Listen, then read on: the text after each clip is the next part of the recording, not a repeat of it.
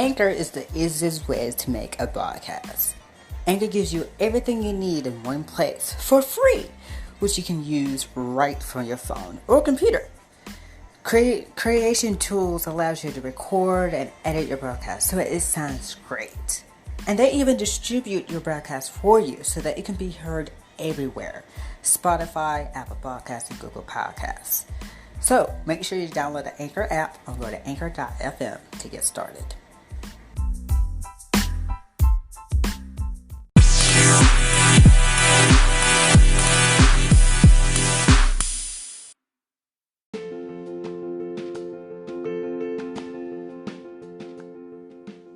Hello everyone, and welcome to FET News. I am Damian Anderson, and here are your news for this week. Join us every Thursday on our podcast for Frett's Education Thoughts, where your host, Andrew Frett, will discuss his very own opinion about the topics of our previous episode of Future Educators Talk. So join us every Thursday. And you can subscribe to my YouTube channel, Education Thoughts Podcast. And make sure you hit the bell so you never miss an episode. And plus, follow and subscribe to my new podcast, Education Thoughts with Damian Anderson, wherever you listen to your favorite podcast at. Brand new episodes of Future Educators Talk drops every Wednesday, but today it drops on Friday. So follow and subscribe wherever you listen to your favorite podcast at. And make sure you follow us on our social media platforms on Facebook, Twitter, and Instagram. Facebook, facebook.com/Future Educators Talk, Twitter @FutureEdTalk, and on Instagram @Future Educators Talk. So follow our podcast, Future Educators Talk. And follow your hosts, Damian Anderson and Andrew Frett, on Instagram and Twitter. You can follow me, Damian Anderson, on Instagram @Damian Anderson, and on Twitter @_Damian Anderson. And you can follow Andrew Frett on Instagram @It'sAndrewFrett, and on Twitter @Darren_Frett. So follow your hosts of Future Educators Talk now. And make sure you subscribe to our YouTube channel, Future Educators Talk, because we will start videoing our episodes on April the 29th. So subscribe, you guys, to our YouTube channel. Plus, hit the notification bell so you know when there's a new episode out. And you can also, if you want to, listen to previous episodes of our podcast episodes while at it. So hit the bell, because if you don't, you are missing out, you guys, especially when we start videoing our podcast starting on April the 29th. So subscribe to our YouTube channel right now. Have a wonderful day, you guys. And listen to this week's episode of Future Educators Talk, which is starting right now.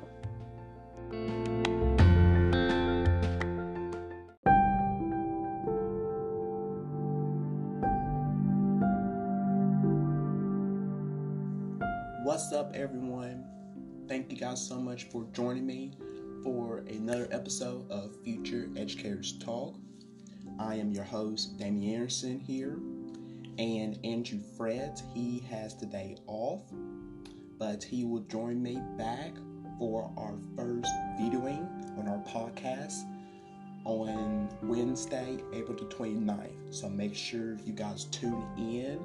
Make sure you subscribe to our podcast on YouTube, on our YouTube channel @Future Educators Talk, to where y'all will directly see us when we talk about topics on here on Future Educators Talk.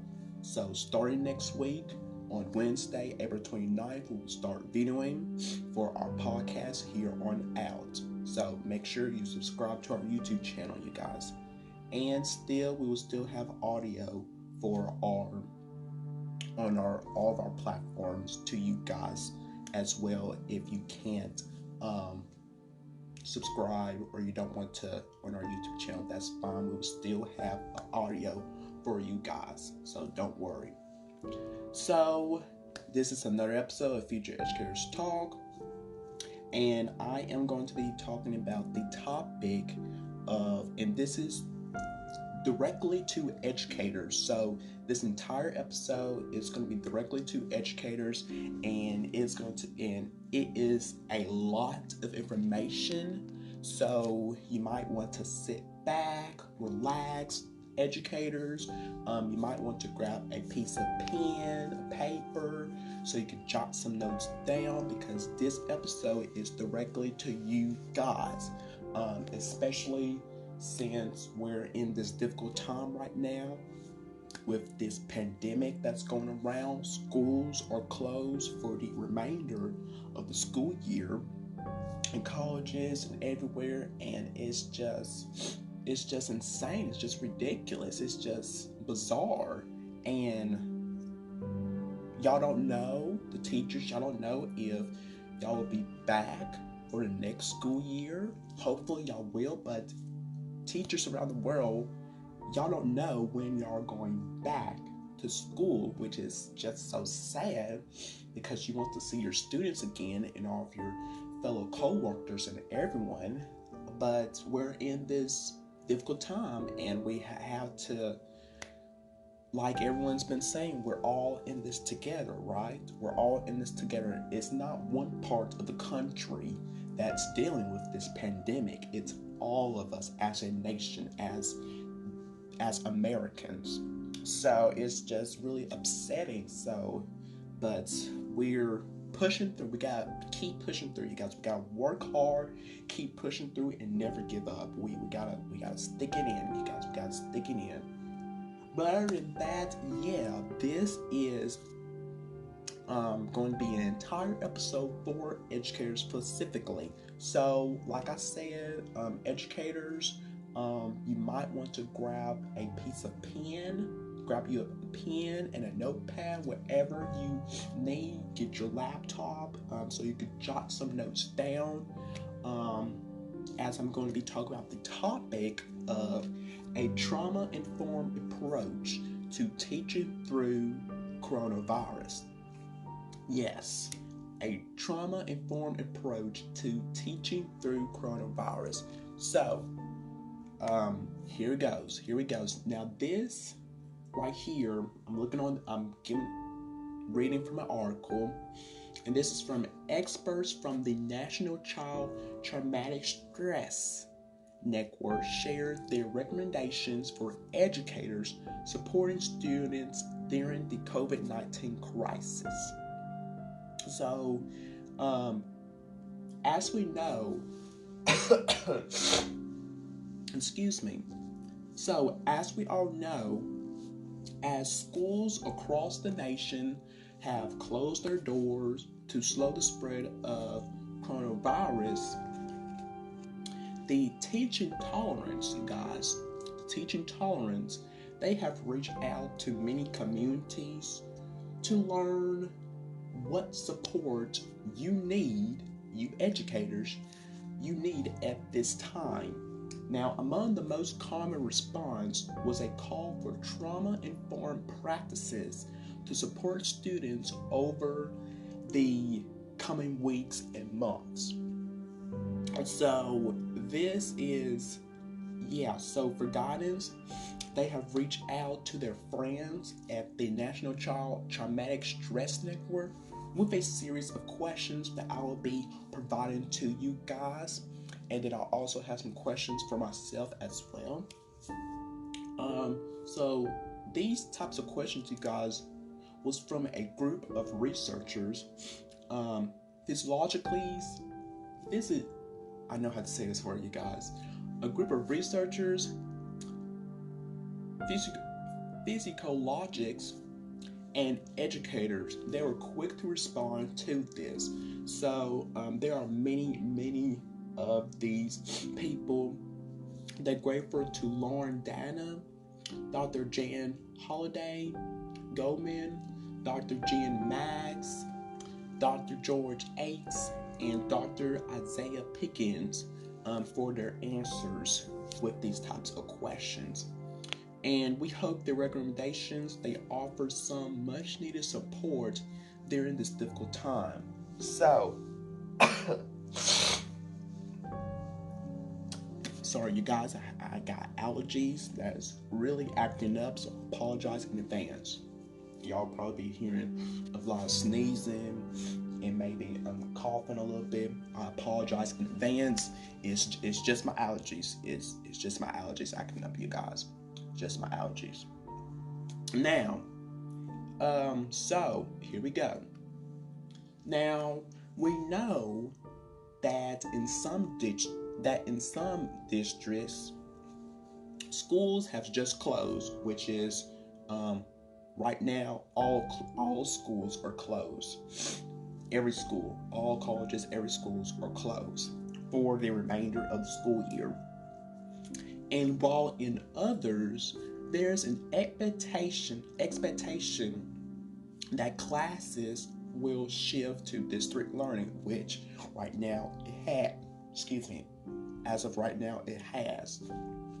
Now, this change can be a challenge for educators as well as students.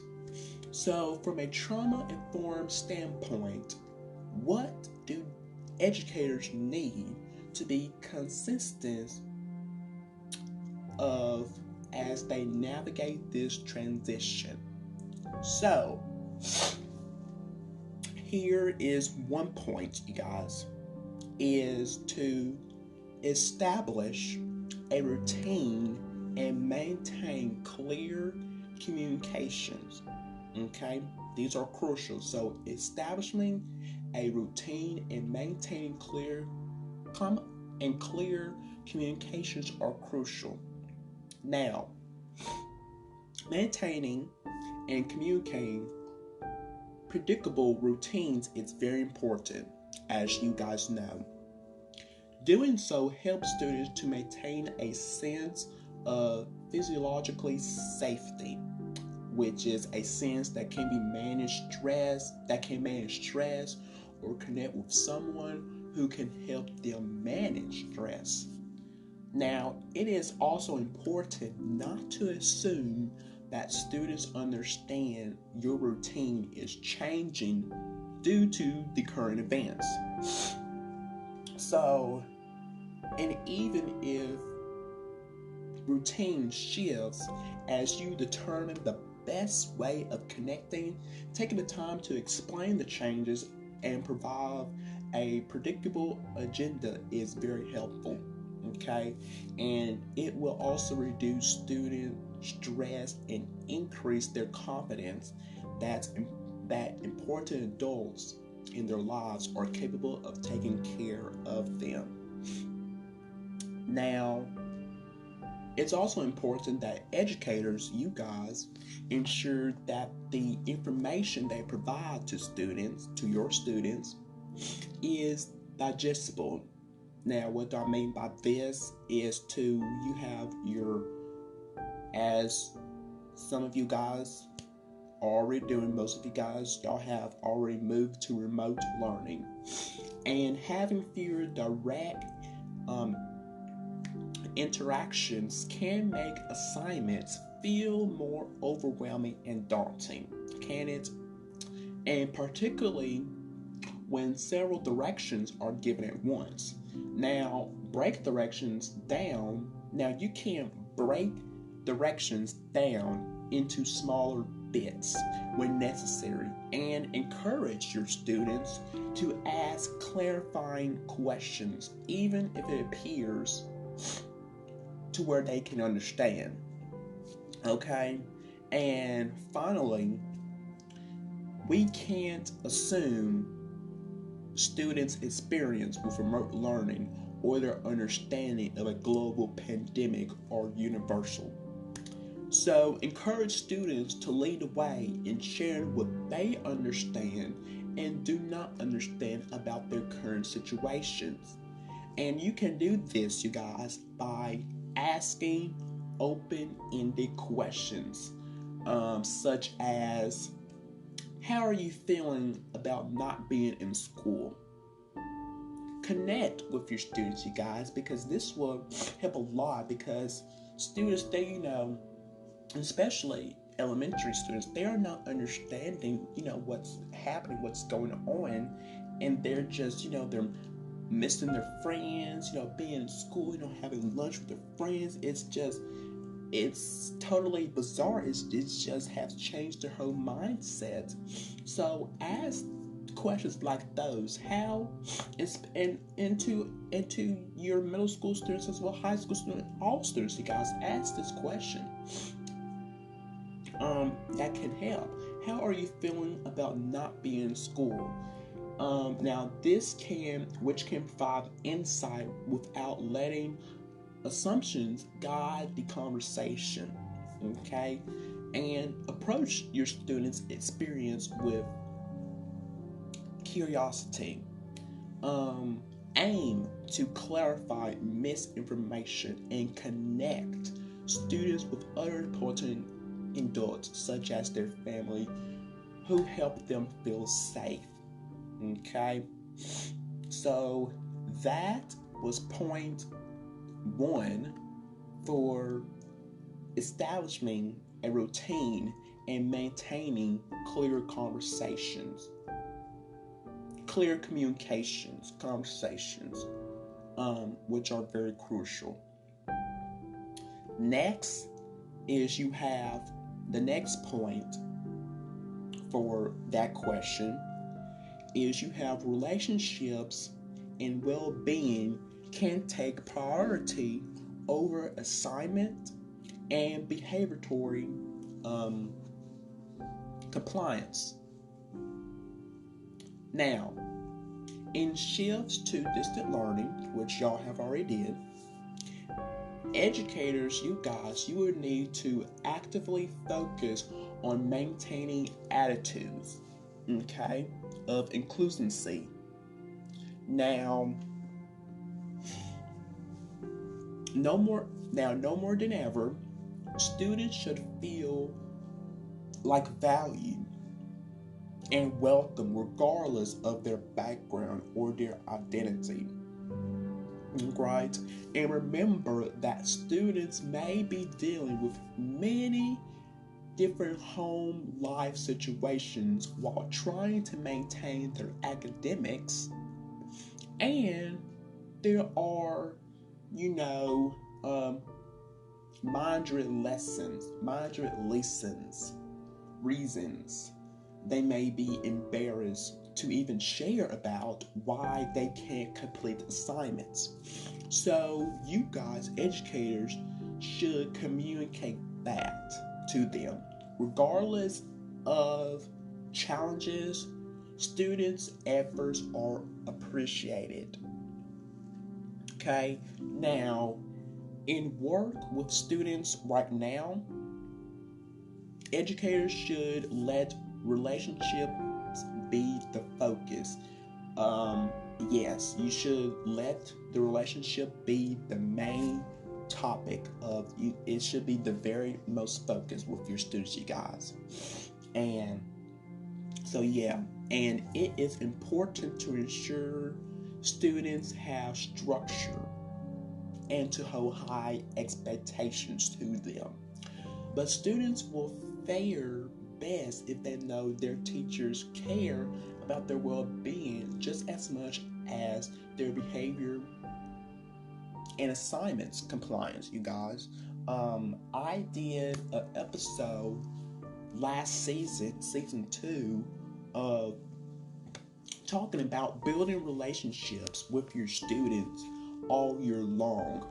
Now, when I did that episode, that was right before this pandemic had even happened, and that episode was mainly for building relationships with your students all year long, in the classroom. But that can also be, as of right now, as we're, virtually, doing distant learning, we're virtually, teaching our students online now. So that episode it can be in the classroom, it could be, that main episode is try to how you can build relationships with your students, because you have to have, and like I said in that episode, And I encourage you guys to check that out. That's season 2, you guys. I encourage you guys to build a relationship with your students, because that is the main key. And like I mentioned in that episode, if you don't have a relationship with your students from the beginning, it's going to be very rough for you, towards the end, because you and that student, it's not gonna be pretty. It's not gonna be pretty if you try to have a relationship with them toward the end of the school year. That is not that's how can you build a relationship with them toward the end of the school? Why are you just now waiting to have a relationship with them toward the end of the school year, which you should have did at the beginning of the school year? Because like I mentioned in that episode, if you don't have a relationship with them, if you don't start it at the very first, at the beginning of the school year, later on into the year, it's going to be very bumpy with you and that particular student that you don't have a relationship with. It's going to be very bumpy all year long with you. So I just encourage to have that relationship with your students from the start. Please don't try to wait quite toward the end of the school year to have that relationship, because to me, that's going to be already too late, because you want to know as much about your students. So again, I encourage you guys to check that episode out. That is season 2, episode 8, building relationships with your students all year long. So I encourage you guys to check it out. Season 2, episode 8. Because that is a very, very good episode. It gives out important facts. It gives out important tips of how you can build relationships with your students, you guys. So, continuing back with the topic, educators, you guys can display their investment by creating a relative ritual before checking on distant learning assignments with students. For example, you guys, students and educators can share one tough moment.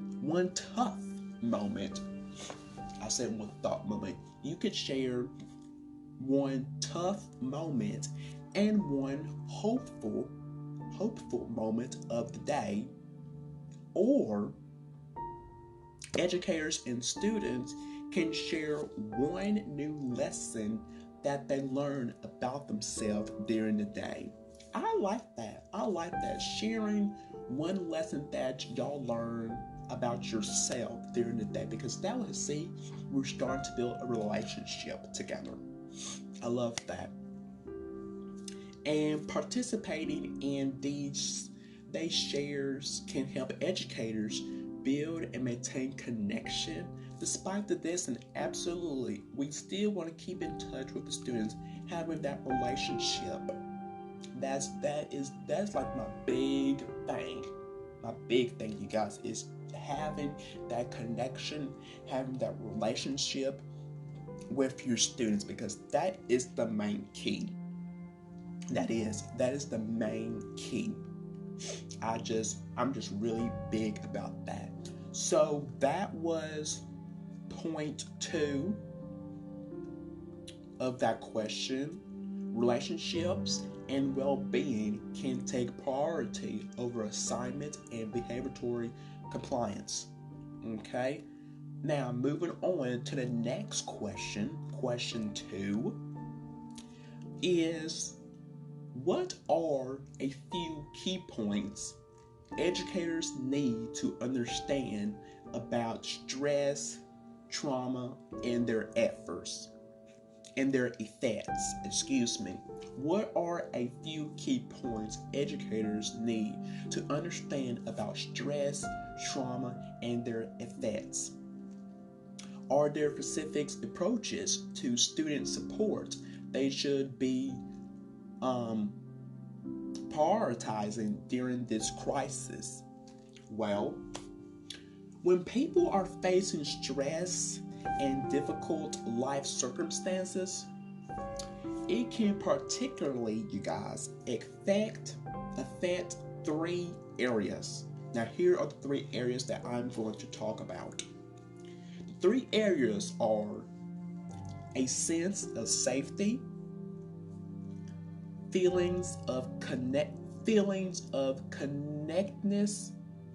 and feelings of hope. Those are the three areas. A sense of safety, feelings of connectedness, and feelings of hope. Now, in each of these areas, educators, they can make an impact with these. Okay? So, the first of the three areas is a sense of safety. Now, what is a sense of safety? I'm so glad you asked, because a sense of safety is the belief that your needs, and the needs of those that you care about will be met. Now, it is a belief that you will be protected from harm and that those around you will be safe as well. Now, you guys, educators can expect that many students' sense of safety will be compromised right now. And none of us have ever seen a time like this, you guys. We haven't seen a time like this ever. I haven't, my mom hasn't, my sister hasn't, even my grandmother. All of us, we have never seen a time like this before, that it affects all of us Americans at one time. It is not like I mentioned earlier, one part of the country, like one city is dealing with this pandemic. No, it is all of us. We are dealing with it at the exact same time, you guys. And it's just bizarre. Now, none of us have ever seen a time like this when institutions can provide safety and structures are closed, and the news talks about death rates and hospital bed storages. Now, for the many families that are experiencing or will experience significant income loss, this crisis, this pandemic, you guys, the coronavirus, may also mean food insecurity or an inability to pay rent and bills, all of which can severely damage a child's sense of safety. Okay? Now, here are some steps, you guys. But there are steps that you guys, educators, can take to support a sense of safety in children, your students, you guys.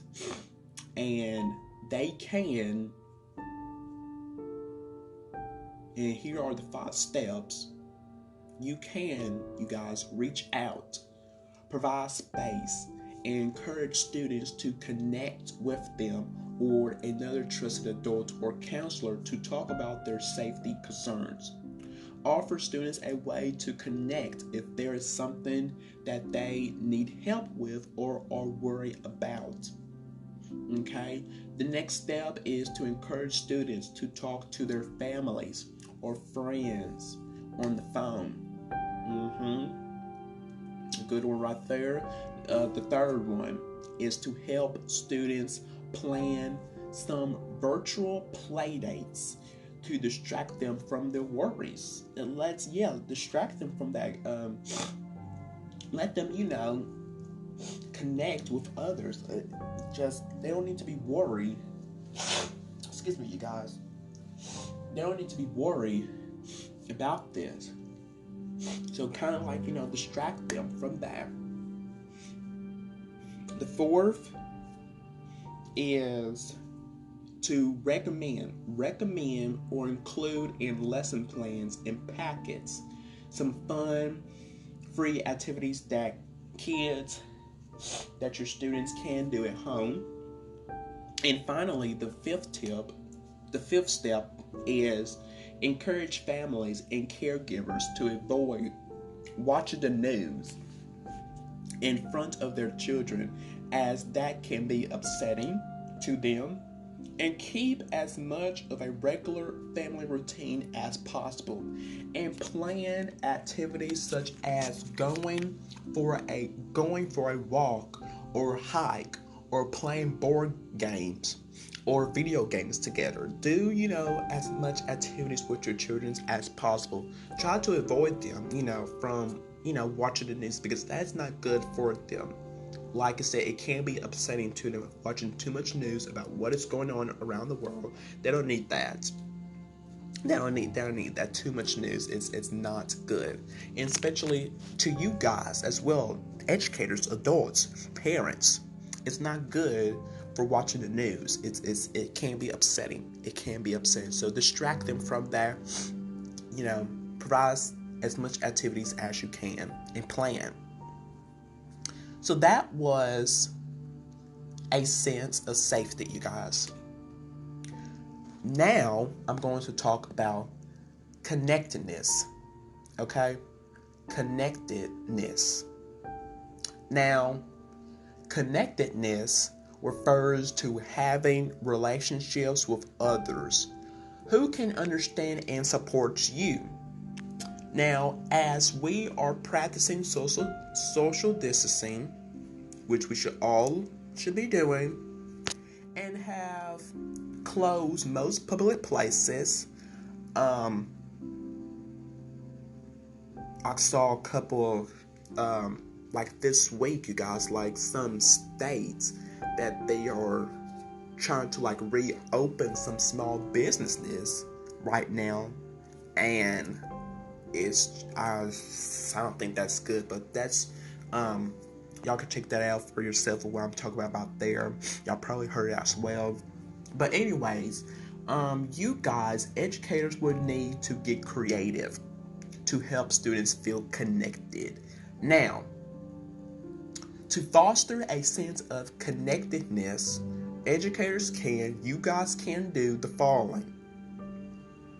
Make time to ask students about something fun they are doing right now. Okay? That is a good one. Next issue is to greet students by their name and create a touch-free or virtual routine. Kind of is similar to a handshake, a hug, or high five to invite connection, either online or at meal pickup. Okay. Next issue has consider putting students together in small groups to work on projects or activities, and encouraging students to work together online or by phone. Now, these activities may include virtual puzzles or scavenger hunts. The key is to help students feel connected to others in the class by sharing an important part of themselves that helps the class get to know them better, and you guys as well. Foster a sense of community by highlighting each student's contribution to the group activity. The next one issue has is to plan activities through the use of web conferencing sites that allow students to see, hear, and interact with each other and their teacher, you guys. Now, next is to talk directly about the importance of connecting with others. And finally is to incorporate space for play and fun activities into online lesson plans or either take home packets. Okay, so that is connectness. Connectness. And finally, you have is hope, which I'm going to be talking about. Now, hope is the expectation that everything will work out and the feelings that things will be all right. Right now, many people may be feeling discouraged, hopeless, or even angry.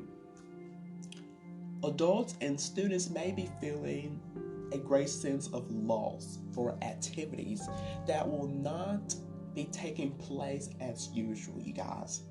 And students particularly may be disappointed in missing out on sports, competitions, performance, and other important rituals of the spring semester, you guys. Yeah. I know some students, they are just very disappointed that, hanging out with their friends, it's just really upsetting. It's just really is, you guys. Now, to encourage a sense of hope, educators can do the following. Have students connect with someone in their family or community to ask a person they respect how they stay hopeful in troubled times. Next is teach about other historic times of crisis, including how these ended and communities rebound, you guys. Next is to encourage students to get a fresh air and to move when possible. Okay, I like that one. Next, share some of the many stories of hope and helping that have come out of this current crisis. Okay.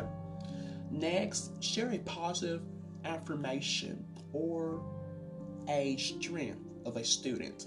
It can go a long way right now, you guys. It can go a long way. Next, let students know that people find help in different ways, including through spiritual beliefs and practices, and encourage students to discuss things that bring them hope. Okay? And finally, is you have facilitate and encourage students meeting virtually or by phone with a trusted adult who can show them a different perspective, help to identify their talents and strengths, and list their options and resources, and encourage and support them as well. So I love that. So there you have it, you guys, the three areas. A sense of safety, connectedness,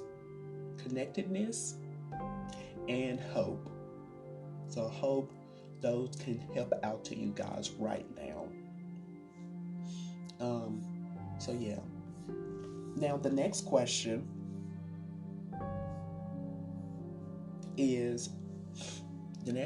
I have for you guys is, in addition to the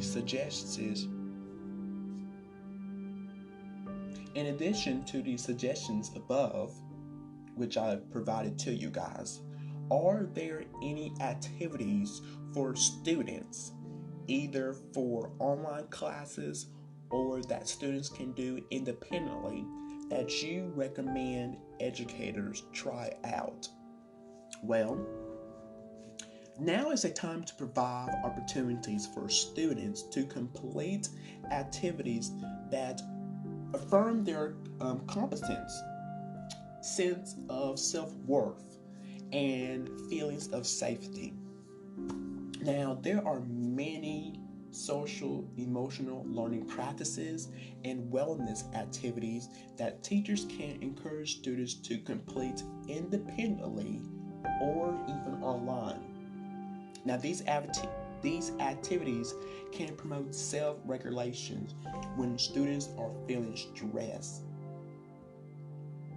and provide a healthy sense of control over controllable aspects of an overwhelming situation. Now, some possible social, emotional, and wellness practice can include the following.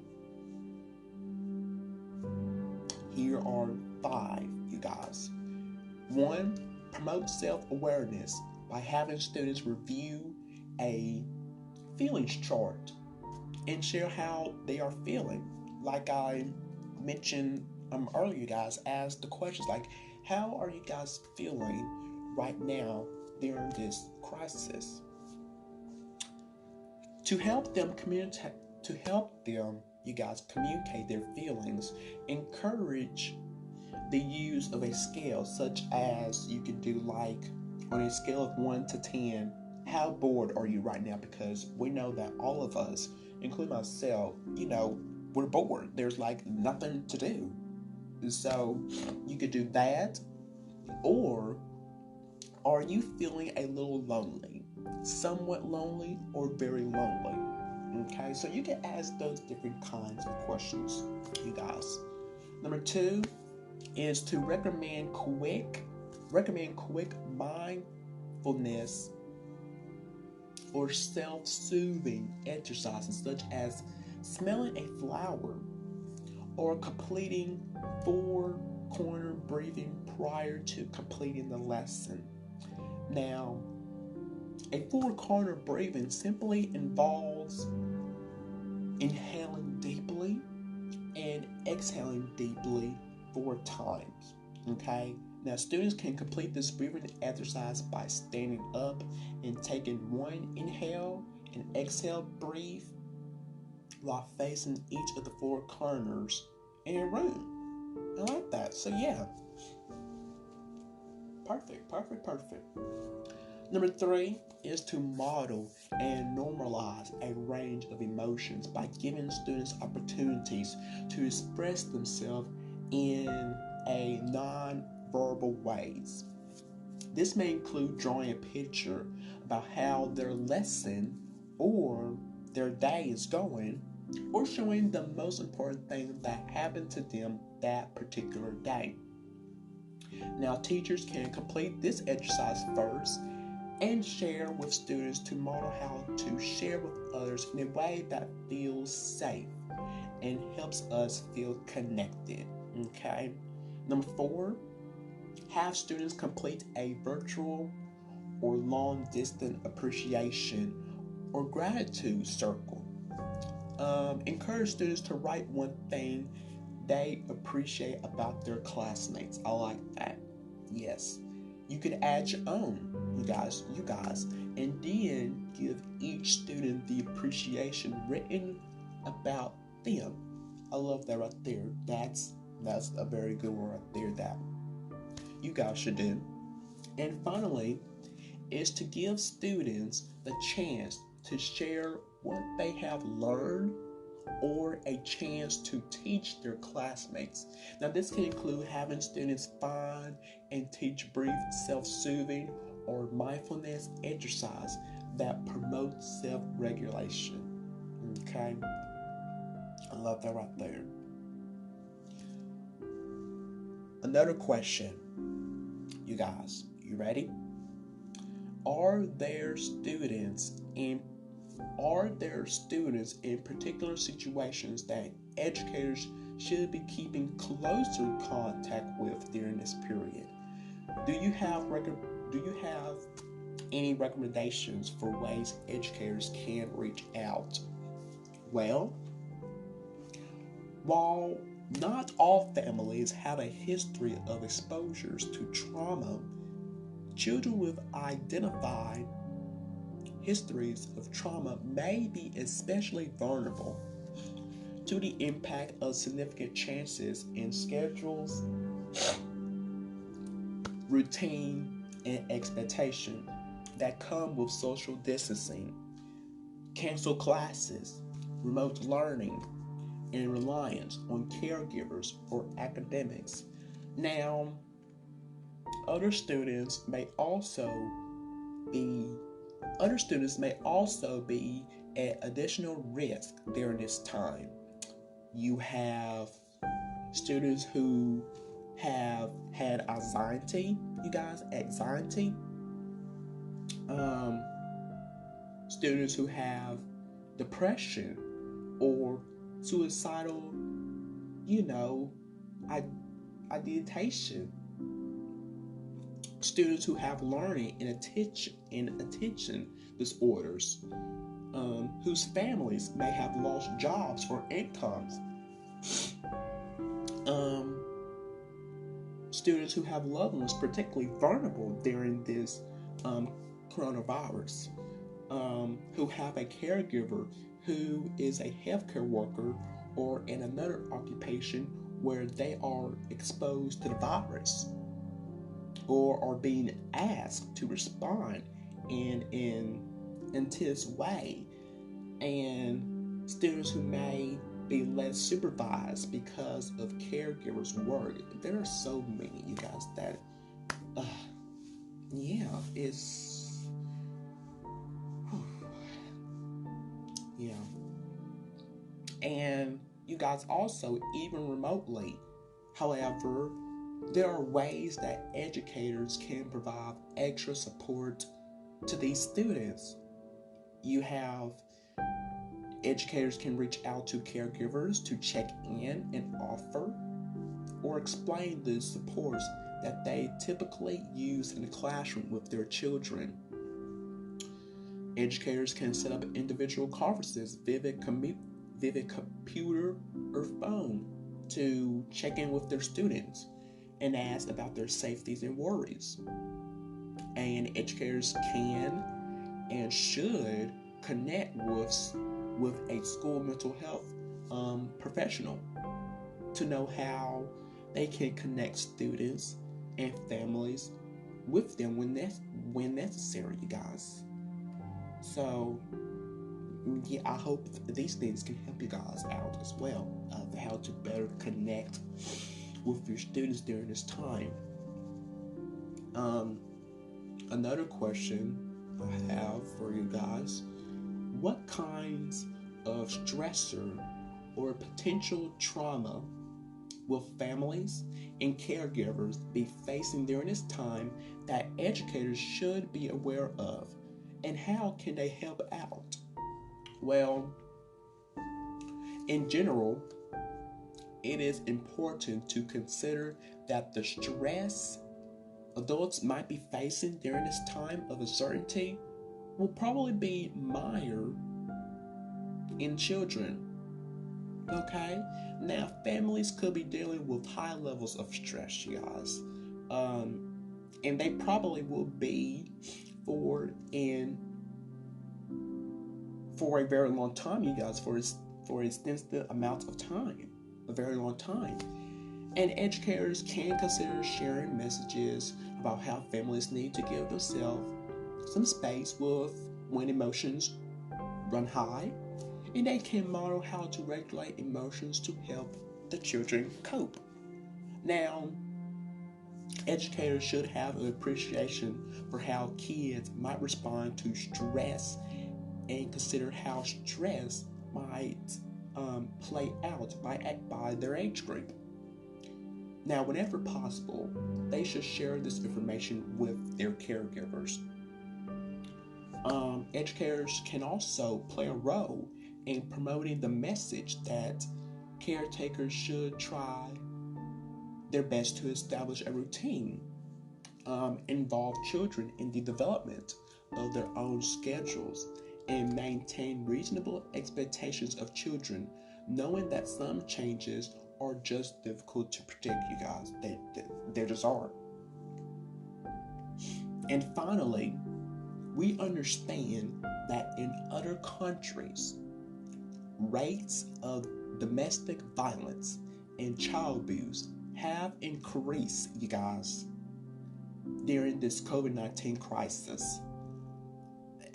Stress and increased isolations are risk factors for abuse.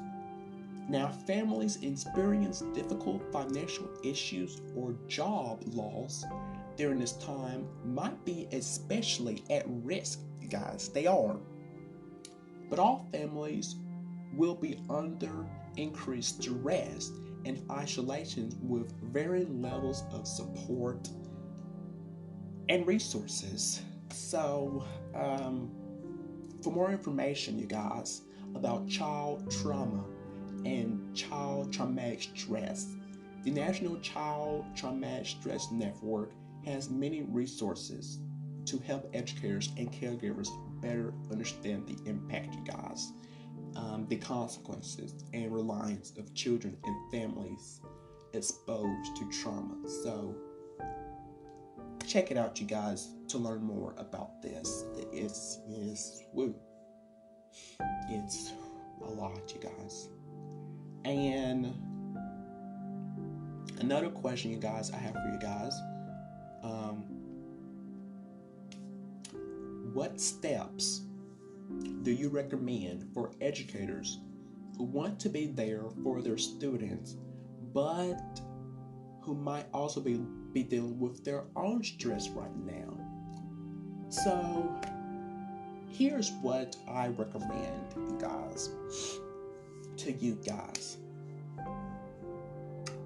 Practice self-kindness. Practice self-kindness. And remember that it is best, you guys. And I keep saying this a lot of time when I go IG Live, on the Future Educators Talk, on my show. I keep saying this a lot because it is important, you guys. And I also talk about this on this podcast as well, last season and in season 1 and also this season. Remember, you guys, that it is best to take care of yourself. I can't say this. I can't say it much, you guys. Take care of yourself. That is very important. Before you try to take care of anyone else, you guys, you gotta take care of yourself first. Because if you don't do that, how can you take care of your students, you guys?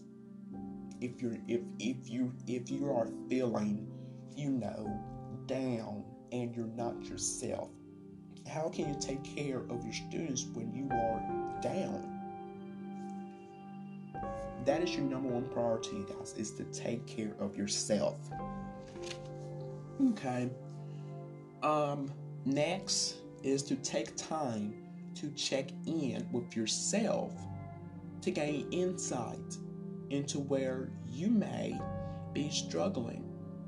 And once you identify the issues, you guys, work to create a plan to address the issues you can control and to work on letting go of the ones you cannot. Okay? The third is to utilize social supports as needed. Consider planning a virtual coffee break or lunch hour with colleagues or other educators, you guys. Visit Zoom. Everyone is using Zoom, you guys, where you might share strategies that are or are not even working at all. And talk about what you're cooking, perhaps, or watching on Netflix. And experience a much needed sense of community as possible. Right? Fourth is to create a routine that includes getting up at a regular time, getting ready and dressed for the day, a work schedule, some way to move your body, and some breaks to connect to others, you guys, around you. And finally, the last tip, remember that as adults, you guys, I'm 19, almost an adult, but remember, you guys, that we are the best predictors, that you guys are the best predictors of how your students and your children are doing. They are watching and listening, you guys. They are watching and listening to everything that you do.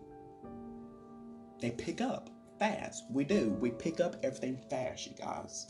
So when we take care, when you guys, especially me, when we take care of ourselves, you guys are showing them how they can take care of themselves too.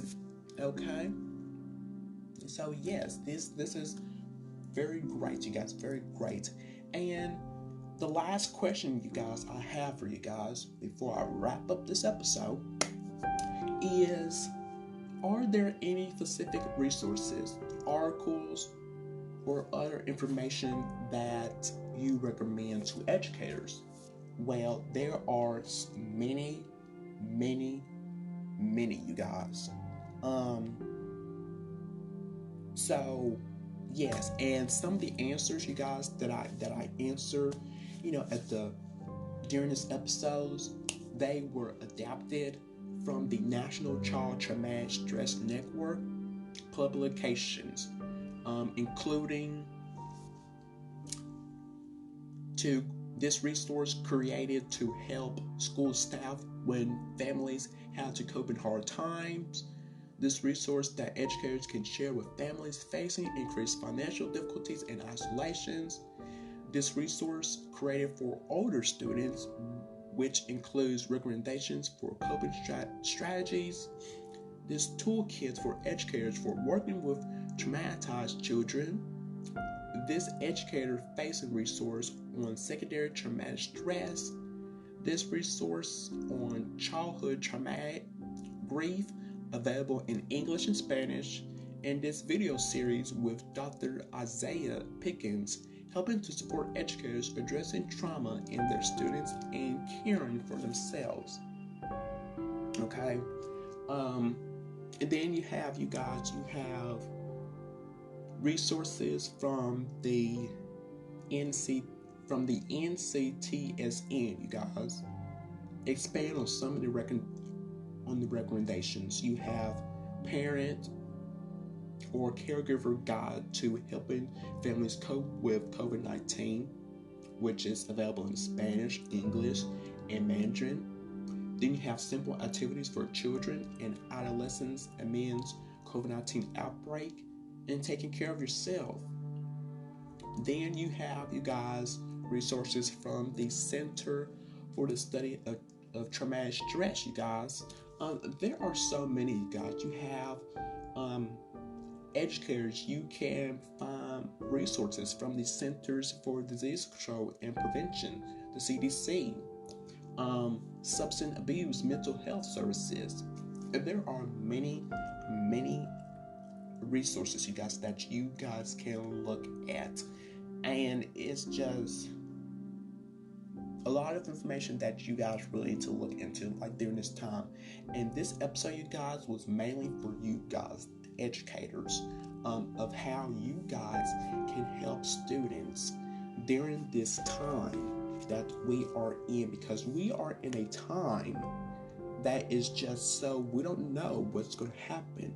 We already know, we know that students that they're just not going back to school at all for the remainder of this school year. But what about next school year? We don't know. And it's just so upsetting to me and sad that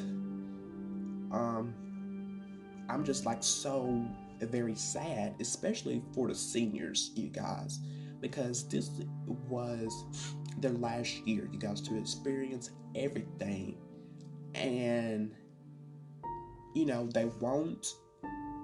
some seniors, they won't experience everything that everyone had, like graduation, doing all these activities for the end of the school year, so much more. And for all seniors around the world, I just feel so very sorry for them during this time. And it's just really hard. It's really hard. But remember, you guys, we got to stick in this together. We got to keep going. We got to keep on going, you guys. So so I hope that this episode, you guys, can help out to you guys, the educators, as well as possible. of all this information that I provided to you guys, from the experts, from the National Child Traumatic Stress Network, I hope those kind of questions, you guys, and tips, and the information that I provided in this episode, you guys, can really help out. You guys can really deeply help out. So I really hope that can help out. So thank you guys for listening to what I have to mention to you guys and providing lots of these information, you guys. Hope again it really helps out. Now before I end this episode, you guys, I have a new podcast. I got a new podcast, you guys. Yes, I'm now on three podcasts, you guys. I got my very own. I turned my YouTube show, you guys. If you have been tuning along with me, I turned my YouTube show into a podcast because I just love podcasts, and that's where, get my voice out to people. So my new podcast, you guys, is called Education Thoughts with Damian Anderson. And this podcast, you guys, is mainly about what I have been talking about on my YouTube show.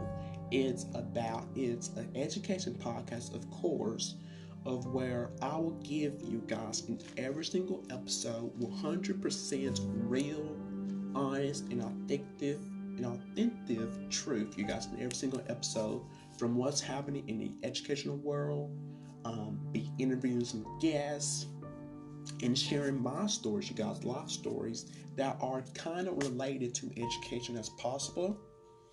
So, yes, you guys, my new podcast, Education Thoughts with Damian Anderson. I hope you guys will tune in with me on this journey. New episodes, you guys, will come out every Fridays. So tune in, you guys, every Fridays with me. So, yes. So make sure you guys tune in next week on Wednesday, April 29th, on our YouTube channel, you guys, for our first videoing of Future Educators Talk. We are so excited to be doing videoing for our podcast. So yeah, this has been on our mind, you guys, for such a long time. So we are very, very excited, you guys, about this. So make sure you guys subscribe to our YouTube channel, Future Educators Talk, to where those episodes will be uploaded on our YouTube channel, you guys. So make sure you subscribe and hit the notification bell so you never miss an episode. So Frett, he will be back with me for that episode when we record it. So I hope you guys would enjoy that when we start doing that. We're moving on to videoing. So yeah. So make sure you guys follow us. Follow, the Future Educator Podcast. Follow me, of course, and Frett. So wrapping up this episode. Thank you guys so much for listening and tuning in with me. This is a very long episode. So y'all get comfy, grab something, because this is a very long episode. I am your host, Damian Anderson, and this is Future Educators Talk. See y'all next week.